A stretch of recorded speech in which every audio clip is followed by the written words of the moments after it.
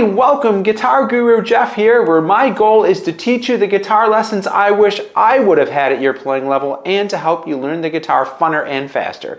Today we're going to be learning about the concept of Ionian Diatonic Chords. We're going to be learning a little bit of music theory, how to play all of these chords in a diatonic chord progression, 5 of the most popular diatonic chord progressions out there, and the coolest part of all, how to make these chord progressions your own. Let's grab our guitars and let's get going. Alright, first things first, what is a diatonic chord progression? Well, a diatonic chord progression is a group of chords that are built from specific notes within a key. Let's take a look at what this looks like in the key of C. If we take the notes in the key of C, C, D, E, F, G, A, and B, we can grab every third note and stack them on top of each other using notes within the key. This will result in a group of chords that are called Ionian Diatonic Chords. Now let's take a look at the challenge of mastering the different diatonic chords within the key of C. It may seem a bit daunting at first, but with a little bit of practice and dedication, soon you'll be able to effortlessly navigate through these chords one to the other. Now the very first chord in the key of C for the Ionian diatonic chord progression would be a C chord. Here's what the C chord looks like. This also has a name called the tonic chord in the key that we're in. It looks like this.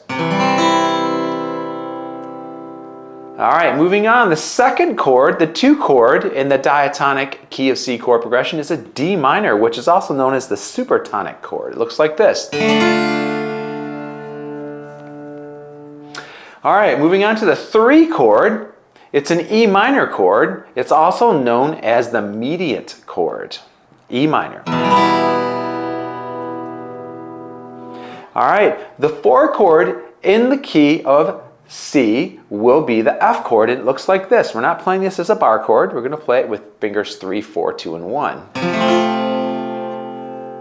This chord is called the subdominant chord in the key of C. And the 5 chord, which is called the dominant chord, is a G chord, and it looks like this.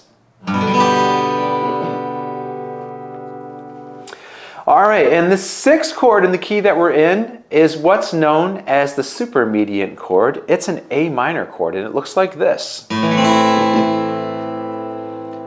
Alright, last but not least, we have the 7th chord, which is the strangest chord of all 7 of them. It's the B diminished chord. Take a listen to this one. So, kind of an odd chord. It's called a diminished chord. Very interesting sounding chord. You don't hear it a lot in pop music. Alright, now let's talk about the challenge when you're learning these.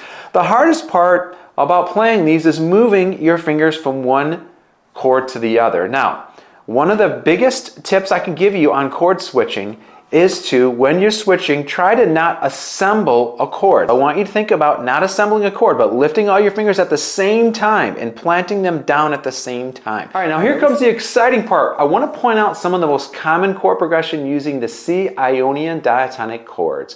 Now get ready to recognize a lot of these chord progressions that you probably have already heard them in some of the most popular music that you've listened to. So the very first common chord progression we're going to learn is the 1-4-5-1 chord progression. This is known as the tonic subdominant dominant tonic chord progression. It's extremely common, and it provides a sense of resolution and stability, making it a favorite for many songwriters. Now in the key of C, what does this look like? It's a C, F, G, C. The next common chord progression we're going to learn is a 1-6-4-5, also known as the 50s progression or the doo-wop progression. This sequence is widely used in pop music, especially in ballads and love songs. It offers a smooth, pleasing harmonic movement. In the key of C, this progression would be a C, an A minor, an F, and a G. Alright, the third common chord progression, diatonic chord progression, will be a 1-6-2-5. Now this chord progression is commonly found in jazz and pop music, and it's known for its smooth and flowing sound. Often used in romantic ballads. In C major, this chord progression would be a C, an A minor, and a D minor, and a G. And the fourth common chord progression we're going to learn today is a 6-4-1-5 chord progression, referred to as the sensitive female chord progression or the sensitive songwriter chord progression.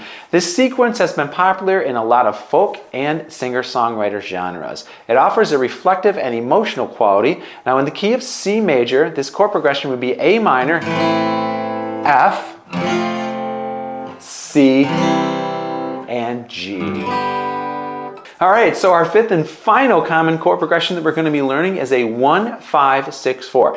Now this chord progression was popularized particularly by the song Let It Be. I think you heard me play it in the intro of this video. It offers a sense of upliftment and resolution. It's commonly found in anthem and uplifting songs. Now in the key of C major, this chord progression would be C, G, A minor, and F. All right, are you ready to have fun with all these chords we just talked about? Now, this is where it really gets to be fun. But before we do, I want you to notice something. Do you see a pattern with all of the common chord progressions we just talked about? What do they have in common? I'll give you a second. Yep, you guessed it. All of those common chord progressions have at least a 1, 4, or a 5 chord. That's a tonic, subdominant, and dominant chord in them. Now earlier we talked about all these chords in order, but what we didn't talk about was the fact that the tonic, the subdominant, and the dominant chords are extremely important as they help define the key that we're in. Now, I encourage you to create your own chord progressions with all of these diatonic chords in any order that you like, but as a general rule, make sure you don't forget to add the 1, the 4, or the 5 chord. Now, I'm really interested in hearing the type of chords that you've come up with. There are a lot of possibilities here. I would love for you to share with me in the description below what chord progressions you came up with that you really like. And that's it. That wraps it up for the lesson today on diatonic chords in the key of C and the diatonic chord progression. I'm sure that you can see by now that understanding these chords, you'll have the freedom to create captivating music and express yourself fully on the guitar in a way that maybe you've never experienced before. Now, please don't forget to like and subscribe, leave a comment. Remember to stay dedicated, make it fun, and keep practicing, and I'll see you in the next lesson. Have a great day.